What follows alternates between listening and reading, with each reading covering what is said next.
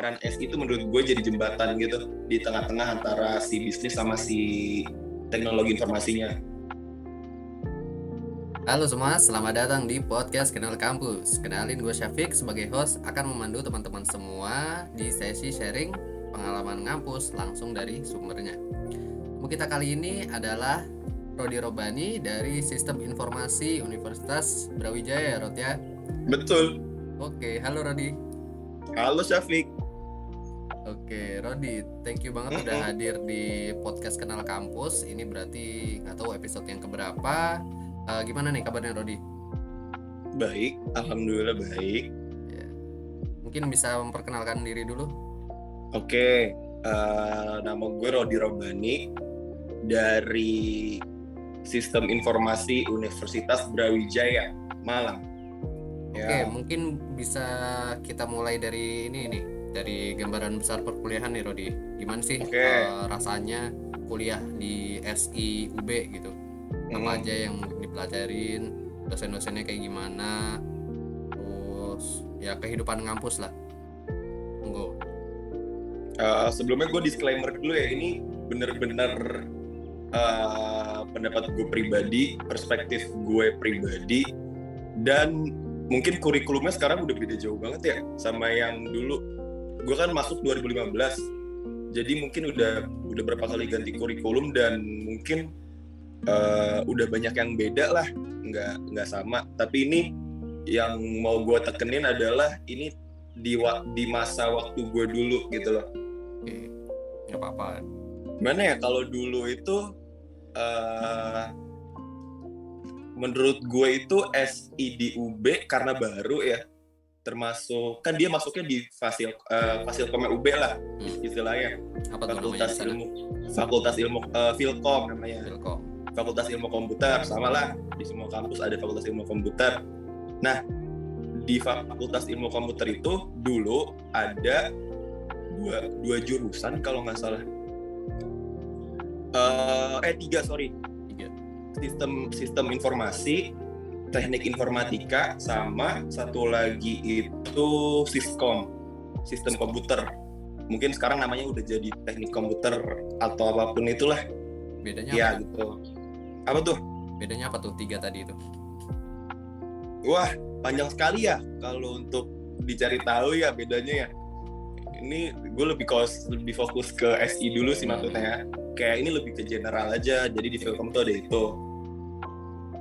Sebenarnya kalau mau dijabarin bedanya ya ibaratnya semua orang udah tahu gitulah. SI itu apa, TI itu apa, sistem komputer itu apa. Kalau SI itu biasanya lebih ada ke bidang bisnisnya sedikit gitu lah. Kalau informatika yang pure komputernya yang matematis segala macam. Kalau sistem komputer yang berkaitan sama hardware mungkin, perangkat keras. Kalau di UI namanya teknik komputer ya, mungkin mirip-mirip harusnya sama. Mirip. Yang biasanya tuh dia mainan listrik. Enggak listrik sih, kayak apa sih namanya? Sirkuit gitu gak sih? Iya, sirkuit. Itu apa sih namanya? Gak tahu, gue bukan anak. Ya itu pokoknya. Jadi gitu. Sekarang masuk ke SI-nya ya. SI itu sebenarnya kalau dijelasin sebenarnya udah agak lupa juga ya kalau misalkan dari awal. Tapi SI di sini tuh bisa dibilang beda. Nggak tahu ya di UI atau di kampus lain tuh gimana. Kalau SI di sini tuh bener-bener masih luas gitu loh. Dia kayak masih belum terlalu spesifik lah. Kita kayak masih belajar pemrograman dasar, basis data dasar, pemrograman basis data. Jadi kayak ya yang umum dari semuanya yang ada di teknologi informasi lah ibaratnya. Dan kita pakai bahasa pemrograman Java di SI UB. Kalau di sistem komputer atau Tekkom mungkin C ya, C++. Emang tapi untuk di SI UB itu kita pakai Java gitu sih. Tadi ada nyinggung bisnis, itu berarti ada belajar bisnisnya juga gitu, manajemen seperti itu berarti? Ada. Nah itu uniknya di SI. Kalau di UI gitu ada nggak? Ada sih ya. Ada kan? Ada. Di SI UB itu juga ada. Jadi yang membedakan sama jurusan lainnya ya di Filkom atau Fasilkom itu ya dia ada manajemen rantai supply, ada manajemen segala macam yang berhubungan dengan administrasi bisnis. Jadi kalau yang gue tangkep ya selama ini ya, jadi kita tuh semacam mengintegrasikan gitu loh antara bisnis dengan teknologi informasi gitu loh. Jadi peran SI itu menurut gue jadi jembatan gitu di tengah-tengah antara si bisnis sama si teknologi informasinya gitu. Itu sih gambaran besarnya. Tapi kan itu yang kalian temukan di brosur-brosur kan, saudara-saudara. Sudah jelas. Jadi kayak nggak perlu dijelasin lah, semuanya udah tertera kok. Jadi mungkin kalau untuk SI seperti apa, matkulnya apa aja, itu mungkin kalian bisa dapat informasinya banyak lah di luar sana gitu loh. Banyak banget yang ya bahkan di website-websitenya fakultas pun kalau kalian mau cari dan baca pun ada gitu loh. Kalian bisa baca di situ, ada buku bagaimana segala macam.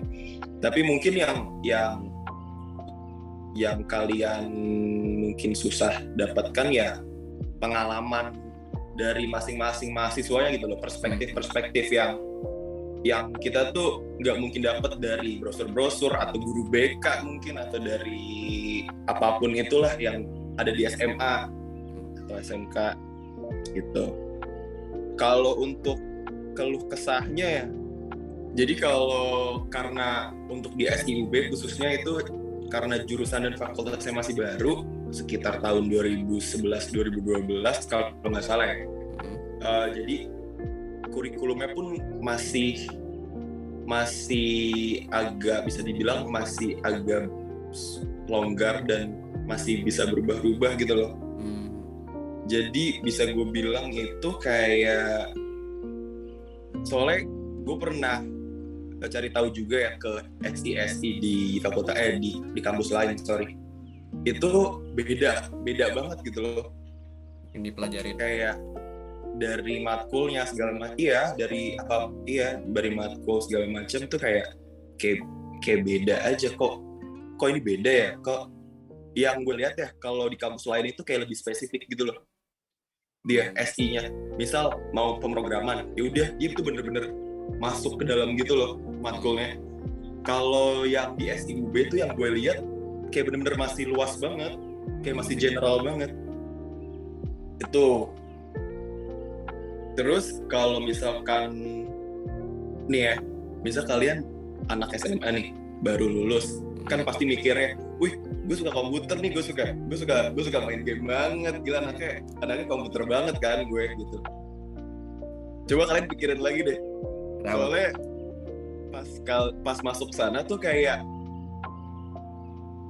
oke, mungkin ada beberapa peminatan yang mungkin kalau yang kalian suka yang main game atau multimedia segala macam itu bisa masuk sana.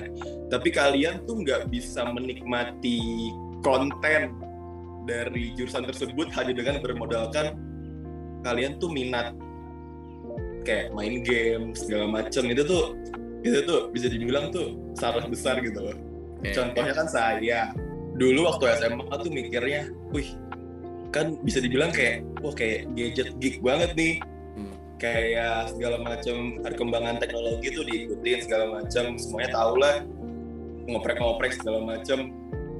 Terus suka, pokoknya hampir sebagian besar tuh hidupnya di depan komputer lah, bisa dibilang kayak gitu. Terus kan gue pikir jurusan yang cocok ya pasti komputer dong, ya pasti ilmu komputer dong atau sistem informasi. Dan ternyata pas masuk sana tuh kayak, wah, kok seperti ini gitu loh. Nggak sesuai ekspektasi lah, nggak selalu sesuai ekspektasi gitu lah.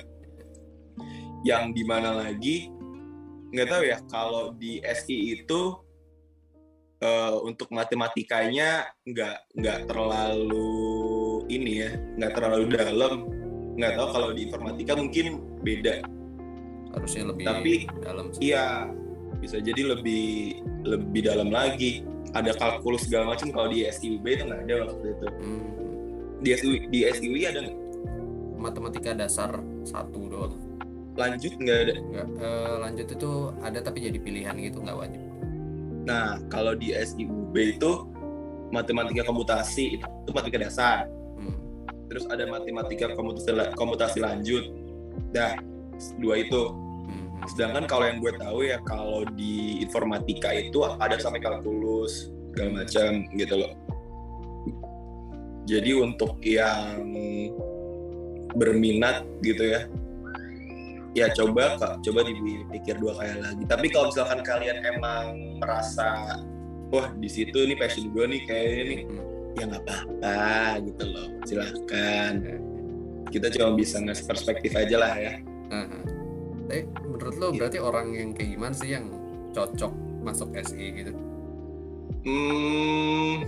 Menurut gue yang orangnya tuh yang teliti, yang detail, yang suka komputer. Iya, itu kayak soalnya kalau lo nih misalkan lo nggak dari sebelum masuk ya, kayak nggak terlalu suka atau nggak terlalu paham gitu loh, kayak masuk sana tuh kayak bertahap gitu loh, kayak belajar lagi segala macam. Beda sama yang dari sebelumnya tuh udah paham, udah pernah kenal dunia pemrograman, udah pernah kenal dunia komputasi, dunia komputer segala macam. Itu kayak bisa lebih gampang ngikutinnya gitu. Nih ya, namanya kalau di dunia kuliah tuh si dosennya tuh cuma ngasih kayak semacam briefing aja gitu loh kalau menurut gue. Iya nggak sih? Kayak misal di kelas nih, oke, si dosen ngasih materi lewat dia ada PPT segala macam. Tapi itu menurut gue kalau di SI ya khususnya, itu tuh masih harus banyak digali lagi gitu loh di luar kelas. Baca kayak sendiri gitu. Ya kayak ngoding deh paling enggak. Lu kan nggak mungkin langsung paham gitu loh. Lu nggak mungkin langsung bisa nyelesain suatu kasus codingan dengan cuma masuk kelas. Lu kan pasti ngulik-ngulik kan. Kan lu pasti googling segala macam kan. Entah buat nyari contoh codingannya atau cara penyelesaiannya segala macam. Itu sih kayak pokoknya lu jangan berharap lu bisa paham hanya dengan masuk kelas tuh gitu aja. Ya orang yang masuk kelas aja belum tentu paham, apalagi yang titip absen. Ada temen gue yang hari pertama masuk kuliah, matkul pertama, dia langsung titip absen. Bayangin, dia nggak tahu dia dosennya kayak apa, dia nggak tahu ininya kayak apa. Hari pertama kuliah titip absen, pas di akhir ternyata di absen kan sama si dosennya, ketahuan lah. Akhirnya dia dipanggil, terus langsung di E-in 1 semester, terus akhirnya dia mengulang. Salah mahasiswanya sih kalau kayak gitu. Ya setidaknya kan kita kalau mau titip absen kan lihat-lihat dulu ya tipikal dosennya. Lihat dulu gitu loh, dan nggak langsung hari pertama kuliah gitu loh. Lu ya itu sih gue nggak habis pikir gitu loh. Dia kayak nggak apa yang dikerjain pas waktu dia titip absen tuh, dia apa yang dikerjain gitu. Kayak penting banget ya, kayak dia dipanggil presiden. Bisa jadi gitu kan apalagi kan kita kan ngerantau ya, khususnya buat gue lah. Gue kan di Jakarta, terus kuliah di Malang. Ya itu lebih banyak lagi sih tantangannya kalau buat kuliah. Ada tantangan sebagai ini nggak, sebagai perantau dari Jakarta nih, istilahnya dari Jakarta tanda kutip, dari segi culture. Yang pertama pasti homesick, itu pasti. Itu kan pasti kan, lu ngerasain gak sih?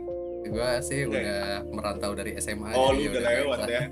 Lu dari SMA ya. Iya.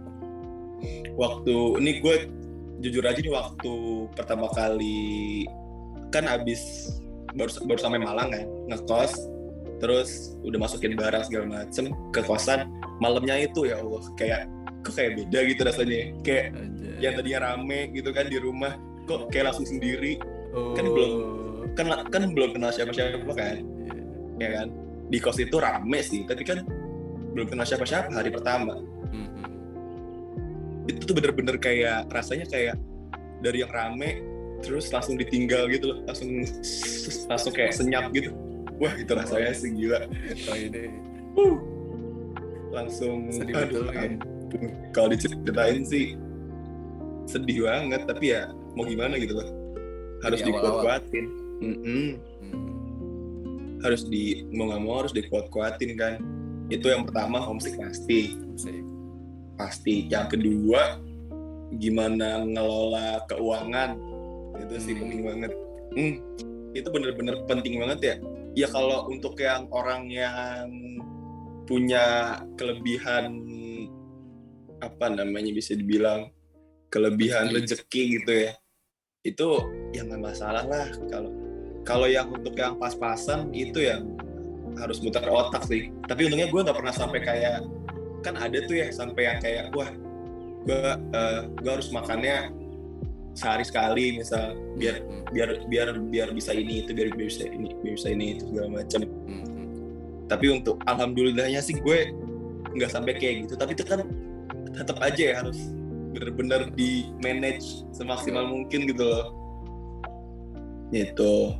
Terus kalau kuliah nih ketiduran tuh nggak ada yang bangun lo, kecuali lo udah janjian sama teman sebelah kamar lo gitu ya, bangunin. Soalnya gue pernah, wah ini fatal banget sih, UTS. Anjir.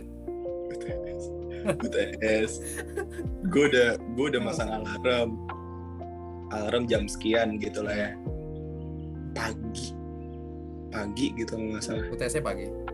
UTS-nya pagi, biasa jam 9 jam 10 gitu lah. Itu posisinya di kosan gue emang lagi sepi. Jadi gue kan gue mau minta bangunin ke siapa dong, kayak nggak mungkin kan. Sedangkan gue tuh orangnya yang alarm pun nggak ngaruh gitu loh.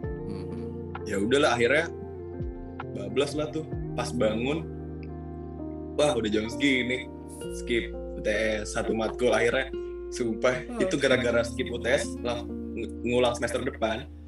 Oh alah, wah ini berarti saran yang penting banget ini buat para calon time management penting banget. Time management, money management, time management, financial management. Wah itu parah sih. Beda ya kalau sama di rumah, itu beda banget kan. Kalau di rumah pasti ada yang bangunin kan ya. Lu ada orang tua, makan tinggal makan, tinggal goler lulus gitu kan. Kalau di sana tuh wah berapa kali ngulang matkul gara-gara telat ya? Waduh. 2 kali tuh. Bahaya juga. Bahaya. Itu sih. Apalagi SI ya?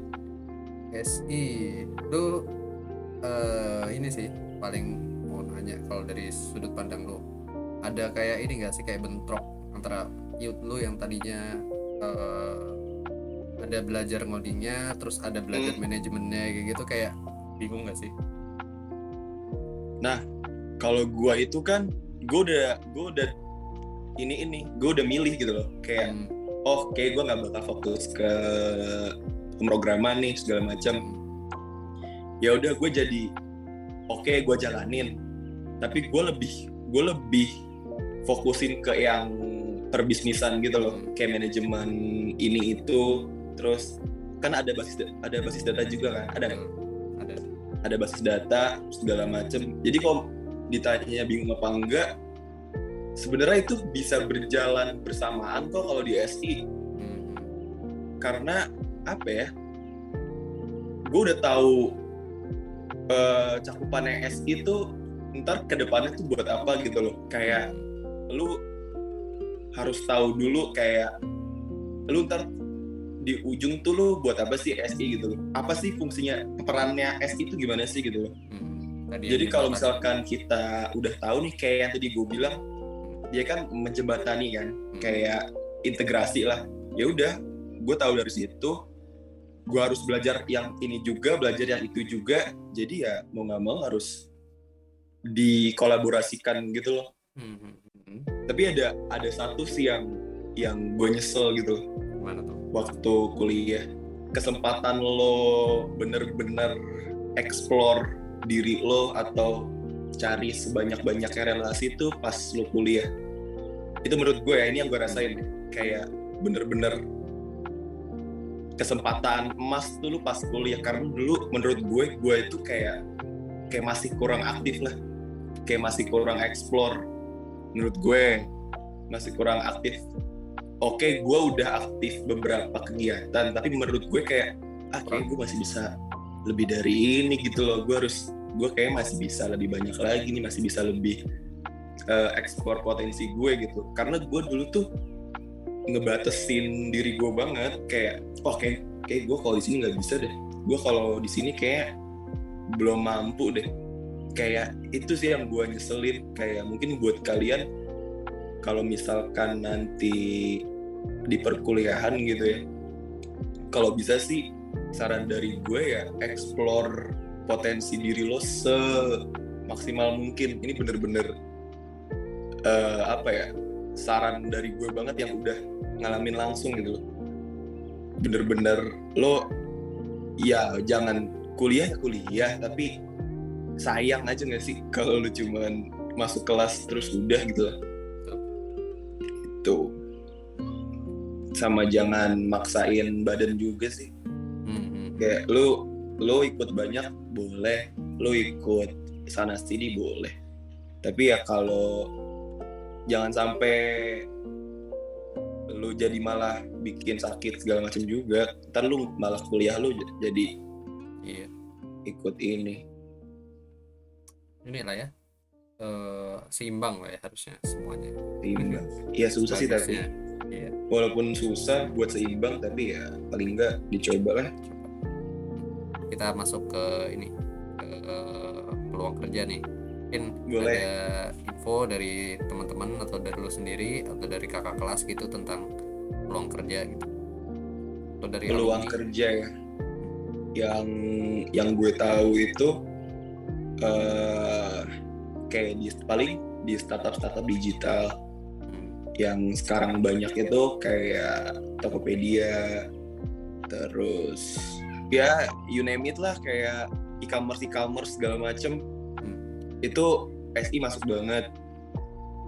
Terus biasa sih bank. Dan di banknya pun enggak, mungkin orang taunya di bank paling ngapain gitu ya. Ini kayak di bank tapi ada bagiannya khusus sendiri loh, kayak buat IT-nya. Jadi enggak yang di banknya itu, tapi ada di bank tuh ada departemen khusus gitu buat IT-nya.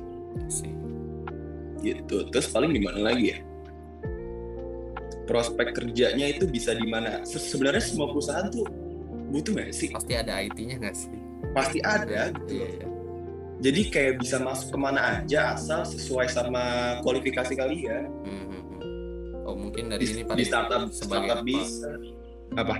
Sebagai apanya gitu paling bedanya ya? Oh, bisa jadi QA, quality assurance, programmer pasti, full stack atau front end, back end.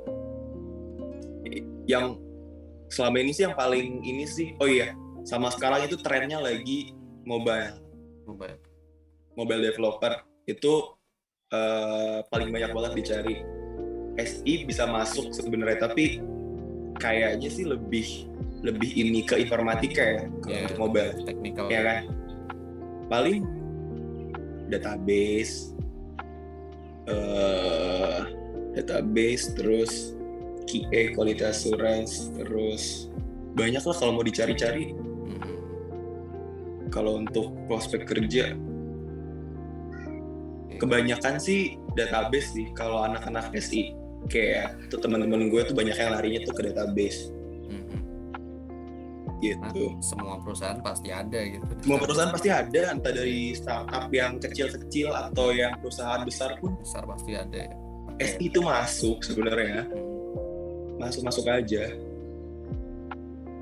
Dan paling yang kita punya tadi bener loh, kualifikasinya cocok nggak gitu. Yang penting cocok. Nah, balik lagi biasanya kan mereka butuh yang udah ada pengalaman tuh paling enggak. Nah itu bisa kalian manfaatin pas di akhir-akhir semester gitu, yang misalkan di akhir semester nih udah tinggal skripsi segala macam, mungkin bisa diselipin sama magang atau project-project apapun yang bisa ngebagusin CV kalian gitu loh. Teorinya kan seperti itu ya. Teorinya ya. Buat teorinya kan kayak gitu. Ya. Tapi di lapangan kan ya siapa yang tahu gitu kan. Iya. Itu sih, Vi. Oke, Deret. Oke, ini udah terlalu kaku nih. Kita longgarin dikit. Udah mau penghujung acara juga. Mungkin lu ini nih kasih berapa ya? 3 kata yang menggambarkan kuliah lu di SIUB.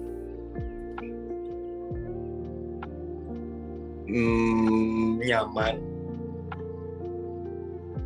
seru, lama. Apa? 3. Lama.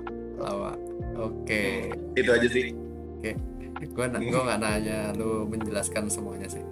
Iya betul, tidak perlu jelaskan lah ya. Iya. Oke. Paling itu Rodi buat sharing kali ini.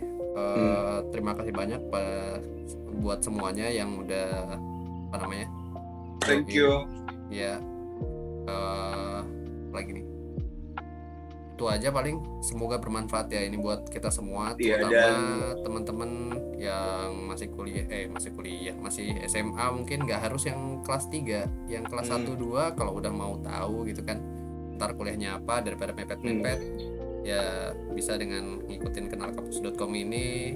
Tadi Mas Rodinya udah menjelaskan berbagai macam pengalamannya dia kan di SIUB, jadi ada bayangan. Dan balik lagi, ini benar-benar perspektif pribadi dan pendapat pribadi, dan kalau misalkan ada yang wah nggak gitu sebenarnya, nggak gitu ya, namanya juga kan orang-orang beda-beda gitu lah ya. Jadi ya namanya juga sharing kita ya. Setuju banget. Emang kita di kenalkampus.com ini mengumpulkan semua semua perspektif dari mahasiswa atau yang udah lulus gitu, pengalaman real mereka di perkuliahan itu kayak gimana gitu. Jadi kalian yang mau kuliah ada gambaran secara utuh nih, sebenarnya kejadian nyatanya kita kuliah itu ngapain aja, gimana lingkungannya kayak gitu, apa yang kita rasakan, itu jadi bekal buat kalian supaya nggak salah milih jurusan gitu kan ya.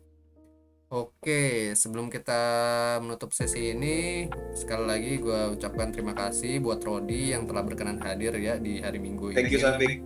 Ya, buat sharing di sini. Kalian bisa follow medsosnya si Bang Rodi ini di bawah ya, di deskripsi. Nah, ini sesi iklan buat para mahasiswa atau para alumni yang pengen kontribusi kayak Rodi. Kalian bisa hubungi gue di IG di @syafiq.au atau via email abdillah.syafiq@gmail.com. Dan buat kalian para calon mahasiswa anak SMA yang masih ingin mengenal jurusan lainnya yang belum dimuat di podcast ini, kalian bisa mengunjungi kenalkampus.com buat baca lebih banyak lagi cerita pengalaman ngampus. Oke, thank you banget Rodi. Kita akhiri podcast kali ini. Sampai jumpa di episode selanjutnya. Stay safe.